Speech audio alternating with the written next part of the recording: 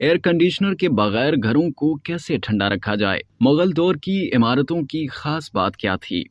मौसमियाती तब्दीली पूरी दुनिया के लिए मौजूद फिक्र है। जमीन के दर्जा हरारत में मुसलसल इजाफा हो रहा है। कहीं ग्लेशियर्स पिघल रहे हैं तो कहीं जंगलों में आग लग रही है। अभी गर्मियों का मौसम ठीक से शुरू ही नहीं हुआ कि गर्मी से लोग परेशान हैं। घरों और दफातर में गर्मी पर काबू पाने के लिए एयर कंडीशनर्स लगाए जा रहे हैं। ताहम घर, दफातर और गाड़ियों को एयर कंडीशनर अंदर जितना ठंडा करते हैं उससे कहीं ज्यादा बाहर गर्मी बढ़ा देते हैं। माहिरीन के मुताबिक मौसमियाती तब्दीली में एयर कंडीशनर से निकलने वाली गैस का बहुत बड़ा हाथ है। अगर एयर कंडीशनर घाटे का सौदा है तो घरों को ठंडा करने का और क्या रास्ता रह जाता है? नंबर 1, स्पेन में घड़ों का इस्तेमाल। ये तजर्बा घरों, स्कूलों और छोटे दफातर तक तो कारगर साबित हुआ, लेकिन अस्पतालों जैसी इमारतों में नहीं, जहां मरीजों और मशीनों दोनों ही के लिए ठंडक चाहिए। लिहाजा वहां एसी की जरूरत होगी, लेकिन इमारतों के बेहतर नक्शों के जरिए इसकी जरूरत को कम किया जा सकता है। तबखीर का अमल चीजों को ठंडा करने में पुरअसर साबित होता है, इसलिए गर्मी में जिस्म से निकलने वाला पसीना भी जिस्म को ठंडा रखता है।